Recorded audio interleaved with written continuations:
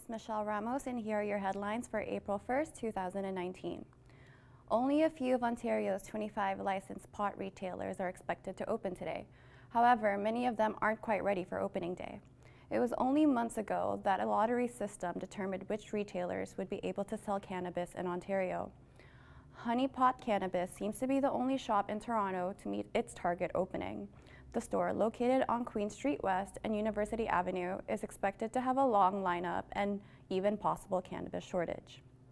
Retail shops in Ontario are obliged to order their products through the provincially run Ontario Cannabis Store. They say that it will distribute a reasonable amount of supply to support each of the store's operation. However, due to what it calls a national shortage of cannabis, the OCS have set a maximum order size for each retailer. The province's Conservative government has said it will lift the 25 license cap once cannabis supply stabilizes. However, it is still unknown how many new stores the province will allow. Ontario is gearing up for the most expensive year at the pumps. The federal carbon tax takes effect today and applies to all fossil fuels sold in Ontario. The federal government had previously been pushing provinces to impose a fee on carbon emissions, but Ontario, along with 3 other provinces, failed to introduce a plan to fight climate change emissions. Senior petroleum analyst Dan McTagg say drivers in the GTA could see a spike of 5 to 10 cents per litre today. The federal government says the money collected through the tax will go back to Ontarians by funding provincial schools, hospitals, small businesses, and Indigenous communities. Households will also be given a climate change tax rebate averaging around $307 for a family of 4. Ontario Premier Doug Ford's government introduced a series of changes to the provincial programs that are set to kick in today. This includes scrapping the Drive Clean initiative and changing eligibility for prescription drugs. Under the Liberals, all people under 25 were eligible for free prescriptions for a list of over 4,000 medications. But as of today, those under 25 will get taxpayer-funded prescriptions only if they're not covered by a private drug plan. This means patients may have to pay out of pocket if maximum limits have been reached under their plan or if the plan does not cover a specific drug. The PC government claims this change will save the province at least $250 million.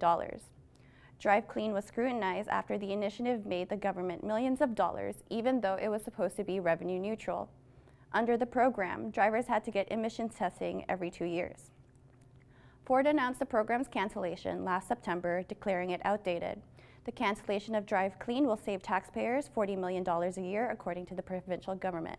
However, environmental groups are cautioning against scrapping this climate change initiative. The Liberal caucus is calling Jody Wilson-Raybould's actions deceptive as she secretly recorded a phone call with Privy Council Clerk Michael Warnick last December. The former Attorney General added fuel to the firestorm of the SNC-Lavalin scandal on Friday by revealing she secretly recorded a phone call with Warnick and submitted it to the Justice Committee.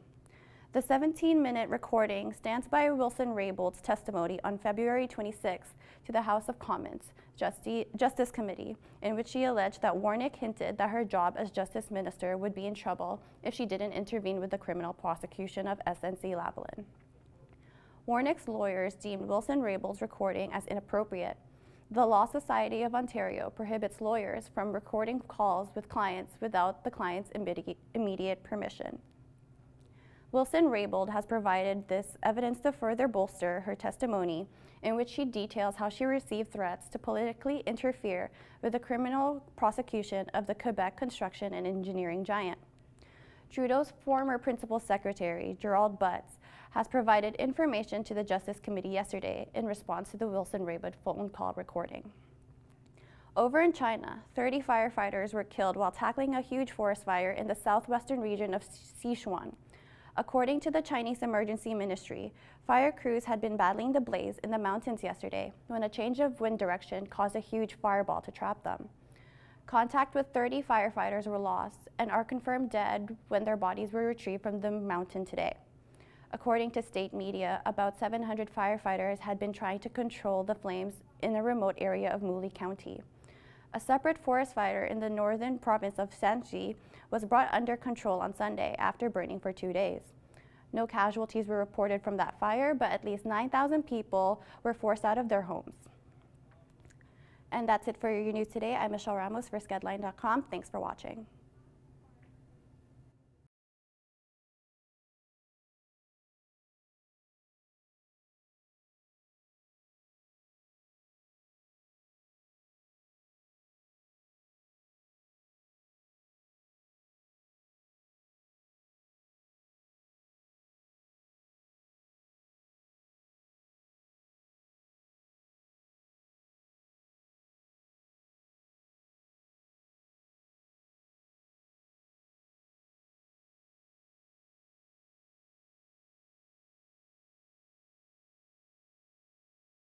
Good afternoon. Today is Monday, April 1st. I'm Fatima Beg. Here is your entertainment news.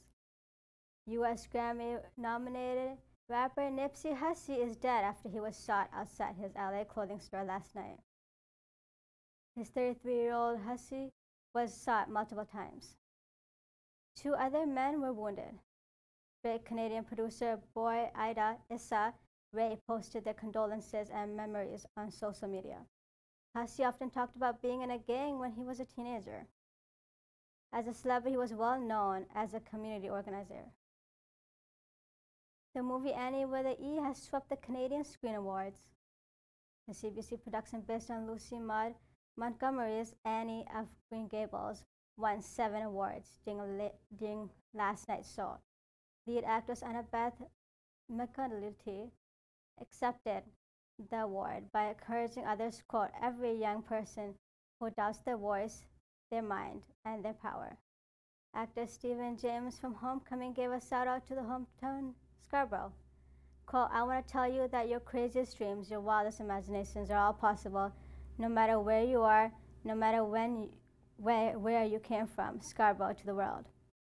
James said in his acceptance speech as he dedicated his award to, quote, young black boys and girls across the country. Perhaps you're watching this now.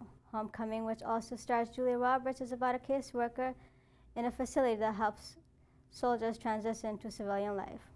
Sketch comedy maestro The Kids in the Hall turned their speech into a skit to accept the award.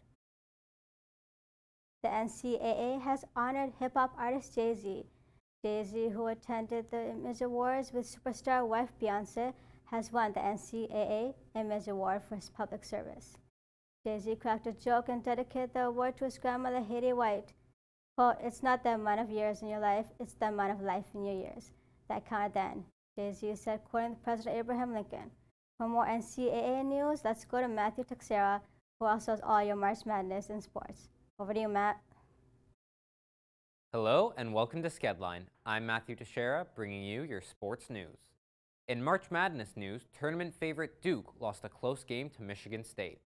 A combined 45 points from Canadian star R.J. Barrett and projected #1 pick in this year's NBA draft, Zion Williamson, wasn't enough to push them into the Final Four. The Final Four includes Michigan State, Auburn, Virginia, and Texas Tech. The games get underway on April 6th.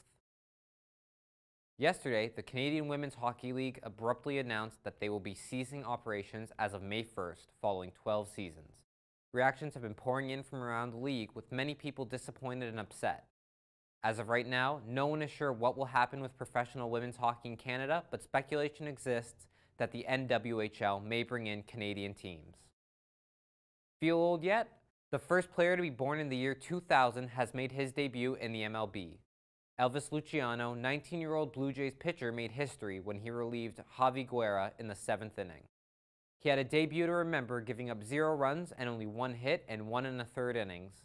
The Jays lost the game late in the 11th and look to bounce back today at 7 against the Baltimore Orioles. In tennis news, Roger Federer has won at the Miami Open.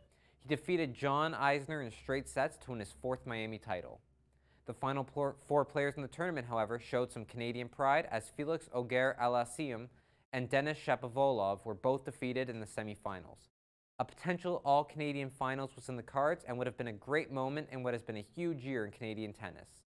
Teenagers Bianca Andreescu and Auger-Aliassime have had huge years, adding to an already talented pool of Canadian tennis players, which includes Milos Raonic and Shapovalov. This has been Matthew Teixeira with skedline.com.